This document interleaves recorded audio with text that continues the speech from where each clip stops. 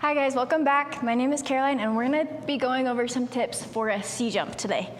So to start, we're gonna prep plied. My feet are hip width apart, my arms are in first position. I'm plieing, and then as I shoot up, my arms are just going to like a T, but it's over exaggerated because your back is arched. My head is gonna look back and my feet are gonna be coming up towards my head. I'm looking for them with my eyes. So it's this position up in the air with both feet. And then tips for this is you have to really commit to it so you have enough height. If you don't really jump, you won't have enough air beneath you to have your feet come back. So make sure that when you go for it that you're really committed to it.